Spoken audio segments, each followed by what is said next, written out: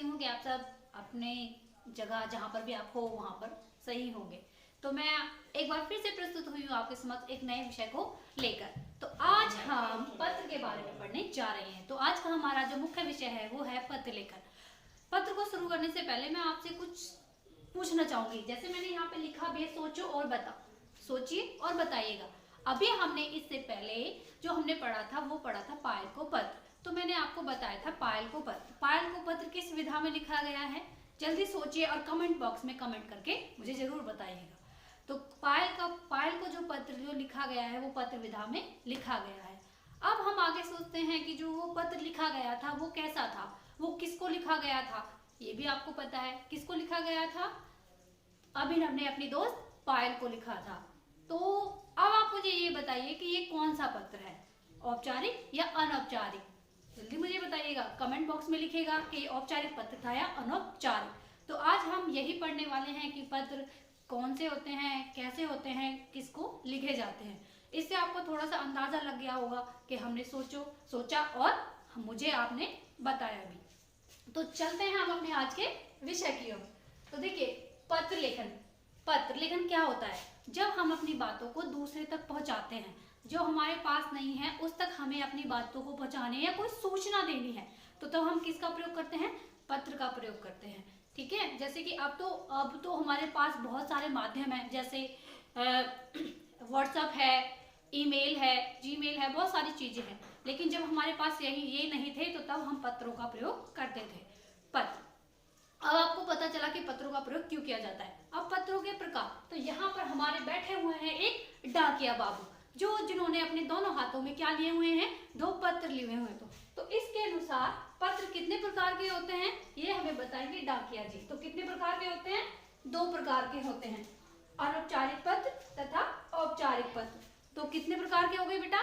2, औपचारिक और अनौपचारिक पत्र। तो आज हम करेंगे अनौपचारिक पत्र। कौन सा करेंगे? अनौपचारिक पत्र। चलो हम थोड़ा थोड़ा दोनों के बारे में देख लेते हैं। देखिए, अनौपचारिक पत्र कौन से होते हैं? अनौपचारिक पत्र उनको लिखे जाते हैं जिनसे हमारा व्यक्तिगत संबंध होता है, जो हमारे रिलेटिव्स होते हैं, जिसकी हमारे फ्रेंड, माता पिता, चाची चाचा, नानी नाना, जिसको हम जानते हैं, उनको हम लिखते हैं अनौपचारिक पत्र। इन्हें हम व्यक्तिगत पत्र भी कहते हैं। अब है हमारा औपचारिक पत्र। औपचारिक पत्र कौन से होते हैं? औपचारिक पत्र वे पत्र होते हैं जो किसको लिखे जाते हैं? सरकारी या गैर सरकारी संस्थाओं को लिखे जाते हैं, जिनसे हमारा कोई संबंध नहीं होता है। तो ये थे हमारे औपचारिक तथा अनौपचारिक पत्र। अब मैंने आपसे एक सवाल पूछा था, एक प्रश्न पूछा था, क्या कि जो पायल को पत्र लिखा गया है अभिनव के द्वारा, वो कौन सा पत्र था? तो अभी मैंने आपको बताया, तो वो कौन सा पत्र था? अनौपचारिक पत्र। तो आज हम अनौपचारिक पत्र के बारे में पढ़ेंगे कि किस तरीके से अनौपचारिक पत्र को लिखा जाता है और किन किन बातों का ध्यान रखा जाता है, तथा एक हम अनौपचारिक पत्र का नमूना भी देखेंगे। तो लेट्स गेट स्टार्टेड। और अनौपचारिक पत्र, तो अनौपचारिक पत्र लिखने से पहले हम उसे देखेंगे कि क्या हमें चीजों को ध्यान रखना है और किन चीजों को ध्यान रखते हुए और किन स्टेप्स को फॉलो करते हुए हमें एक पत्र लिखना है। तो देखिए, अच्छा, इसको शुरू करने से पहले मैं आपसे एक बात पूछना चाहूंगी कि जब हमने पायल का पत्र पढ़ा था, जब आपने भी घर पे रीड किया होगा, तब आपने वहां पर देखा होगा कि जो वो पत्र लिखा हुआ है वहां पर इस तरीके से बॉक्स बने हुए हैं। देखिए, इस तरीके से वहां पर ऐसे करके बॉक्स बने हुए थे ना, जिसमें क, ख, ग इस तरीके से लिखे हुए थे। ठीक है, तो ये क्या थे? आपने ध्यान दिया?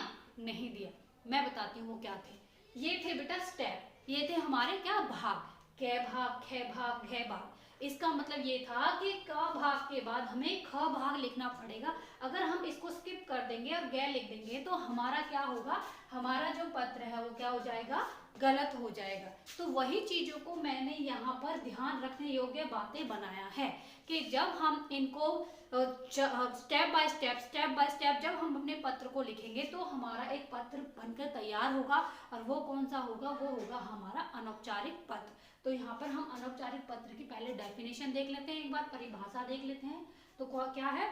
ऐसे मैंने अभी आपको बताया था कि जो पत्र सगे संबंधियों को या परिचित व्यक्तियों को, अब आपके दोस्त आपके कौन होते हैं, परिचित होते हैं ना, आप उनको जानते हो, तो उनको लिखे जाते हैं, वो होते हैं हमारे अनौपचारिक पत्र। तो वही डेफिनेशन मैंने यहाँ पर लिखे, देखिए, परिचित व्यक्तियों या सगे संबंधियों आदि को जो पत्र लिखे जाते हैं वे अनौपचारिक पत्र कहलाते हैं।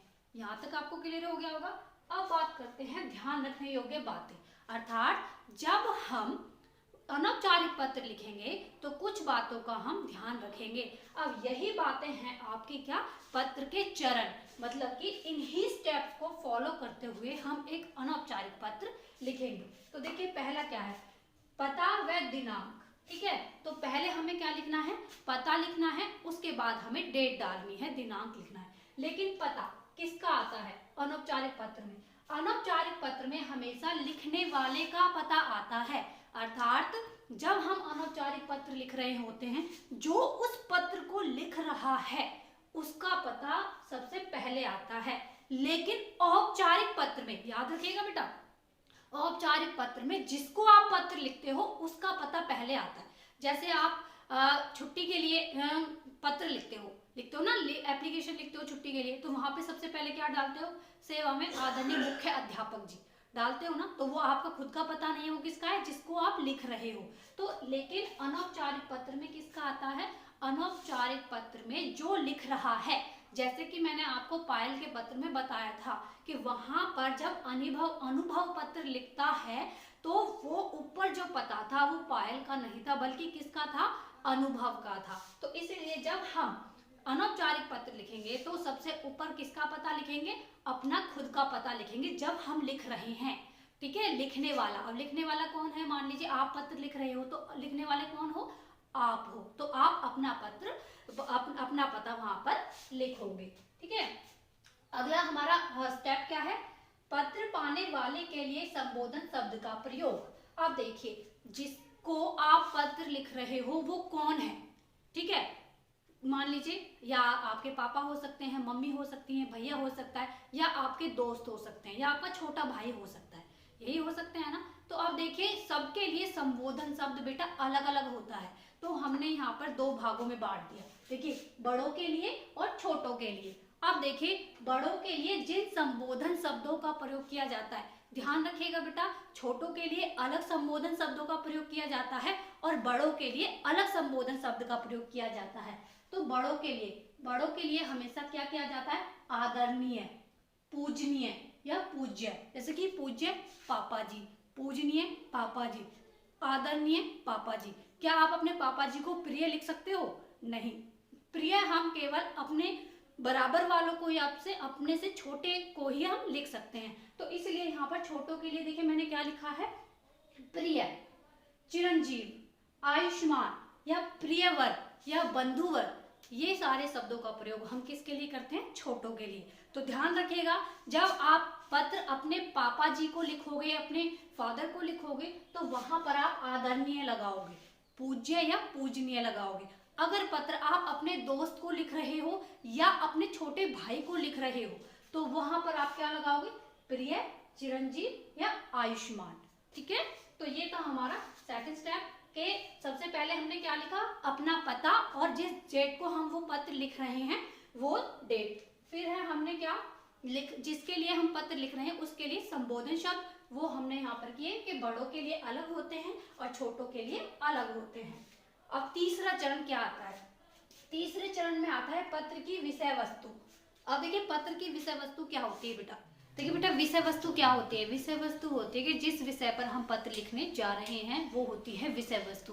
अब देखिए बेटा विषय वस्तु लिखने के भी चरण होते हैं, जैसे पहले तो हम पूरे पत्र के चरण कर रहे थे, लेकिन जो बीच का हम जो विषय वस्तु लिखते हैं उसके भी चरण होते हैं, तो जो कि मैंने यहाँ पर लिखे हुए हैं। तो देखिए पहले चरण में क्या होता है, पहले चरण में कुशलता पूछी जाती है, तो इसमें क्या लिखते हैं हम, तो देखिए इसमें लिखते हैं सबसे पहले हम अपनी कुशलता के बारे में बताते हैं, कुशलता मतलब कि मैं यहाँ पर ठीक हूँ, तथा दूसरे की कुशलता की आशा भी की जाती है कि जिसको हम पत्र लिख रहे हैं वहां पर वो ठीक होंगे, क्योंकि हमें तो पता ही नहीं है वो ठीक है या नहीं है, क्योंकि हम पत्र के माध्यम से हमें पता चलेगा जब उनका जवाब आएगा, जब वो हमें पत्र लिखेंगे तो कैसे लिखेंगे हम, कि जैसे कि मैंने मैं अपने पापा को पत्र लिख रही थी, वो करती चल रही थी आपके साथ साथ कि आदरणीय पिताजी, मैं यहाँ पर ठीक हूँ और आशा करती हूँ कि आप सब भी वहाँ पर ठीक होंगे, है ना। तो यहाँ पर मैंने क्या क्या कुशलता में अपनी कुशलता के बारे में बताया कि मैं ठीक हूँ, और उनकी कुशलता की आशा की कि वो सभी वहां पर ठीक होंगे। अब दूसरा चरण में आता है हमारा पत्र लिखने का कारण, कि किस कारण से मैंने वो पत्र लिखा है, वो कारण बताया जाता है। जैसे कि मैं पत्र लिख रही थी, किसके लिए, एक समारोह है, एक कार्यक्रम है जिसकी सूचना मुझको उनको देनी थी। कि हम यहाँ पर क्या लिख सकते हैं कि देखिए, अब यहाँ से शुरू करते हैं कि मैं यहाँ पर ठीक हूँ, आशा करती हूँ कि आप भी वहां पर ठीक होंगे। ठीक है, अब मैं आपको यह बताने के लिए पत्र लिख रही हूँ कि मेरे घर में एक कार्यक्रम या एक समारोह है। ठीक है, उसका पत्र लिखने का पूरा कारण बताया जाता है कि आप जिसको पत्र लिख रहे हो, क्यों आपने वो पत्र लिखा है। फिर उसमें कारण बताने के बाद नेक्स्ट होता है हमारा अन्य सूचनाएं, मतलब कि और कोई जानकारी अगर आपको देनी है उस कारण के अलावा, तो वहां पर फिर आप वो चीजें लिखते हो। जैसे मुझे यहाँ पर मेरे आयोजन के बारे में मुझे बताना है, कब है, कौन से दिन है, कब से शुरू होगा, क्यों करा रही हूँ, ये सारी चीजें क्या होती हैं उसमें हम लिखते हैं। ठीक है, फिर यहाँ पर हम करते हैं समापन, मतलब कि पत्र का समापन। अब पत्र का समापन कैसे किया जाता है, पत्र का समापन जिनको आप जानते हैं, ठीक है, जैसे कि मैं अपने घर में और लोगों को भी जानती हूँ, जैसे कि मेरे और भी बड़े, तो मैं समापन कैसे करूंगी, उनको प्रणाम करके, जैसे कि मम्मी और चाची जी को मेरा प्रणाम कहना तथा छोटों को मेरा प्यार देना। तो बड़ों के लिए हम यहाँ प्रणाम करेंगे और छोटों के लिए किसकी आशा करेंगे, प्यार की। ठीक है, तो यहाँ पर इन लाइनों को लिखते हुए अनौपचारिक पत्र का समापन किया जाता है। फिर नेक्स्ट है पत्र पाने वाले से संबंध। जब आपका यहाँ पर पत्र खत्म हो जाएगा तो यहाँ पे आपको जो आपका संबंध है, जैसे कि मेरे पिताजी से मेरा क्या संबंध है, बेटी का, तो मैं यहाँ पर क्या लिखूंगी इस वाले चरण में, तुम्हारी बेटी। फिर उसके बाद पत्र लिखने वाले का नाम लिखा जाता है, लास्ट में क्या लिखा जाता है, पत्र लिखने वाले का नाम। ठीक है, तो ये हमारे विषय वस्तु के क्या थे, चरण थे। तो आपने देखा कि हमारे पत्र के भी चरण होते हैं तथा पत्र के चरण में एक चरण होता है विषय वस्तु। ठीक है, विषय वस्तु के भी चरण होते हैं। जैसे सबसे पहले कुशलता पूछी जाती है, उसके बाद पत्र लिखने का कारण पूछा जाता है, उसके बाद अन्य सूचनाएं दी जाती हैं, उसके बाद क्या होता है, समापन किया जाता है। समापन किन लाइनों के द्वारा किया जाता है कि जो भी आप घर में बड़े हैं उनको क्या कहना, मेरा प्रणाम कहना तथा छोटों को मेरा प्यार देना। फिर है पत्र पाने, जिसको पत्र आप लिख रहे हो उससे आपका क्या संबंध है, मतलब लिखने वाले का क्या संबंध है, वो संबंध लिखा जाता है और अंत में आपको खुद का नाम लिखना पड़ता है। तो ये था हमारा पत्र। ठीक है, जो आपने यहाँ पर देखा, तो इन स्टेप्स को फॉलो करते हुए हमारा एक पत्र का निर्माण होगा। इन चरणों का अनुसरण करते हुए ही हम क्या करेंगे, एक पत्र लिखेंगे। तो आपने अनौपचारिक पत्र को लिखते समय कुछ ध्यान योग्य देने बातें समझी, जिसमें एक बार और पुनरावृत्ति कर लेते हैं। जैसे कि पहले में क्या था, पहला चरण क्या था, पहले चरण में हम लिखेंगे पता, किसका, लिखने वाले का, और दूसरे चरण में क्या लिखेंगे, दिनांक, किस डेट को हम लिख रहे हैं। तीसरे चरण में क्या था, तीसरे चरण में था संबोधन, के हम उन्हें संबोधित कैसे करेंगे। देखिए, बड़ों के लिए अलग है और छोटों के लिए अलग है। फिर ठीक है, फिर अभिवादन कैसे करते हैं कि जैसे कि तुम्हारा प्रिय बेटा। ठीक है, ये हो गया अभिवादन कैसे कहते हैं, जैसे कि अभिवादन भी बेटा अलग होता है, छोटों के लिए अलग और बड़ों के लिए अलग। जैसे कि बड़ों के लिए करना है तो चरण स्पर्श, यही बोलेंगे ना, चरण स्पर्श। ठीक है, फिर है हमारा अभिवादन के बाद क्या आता है, विषय वस्तु।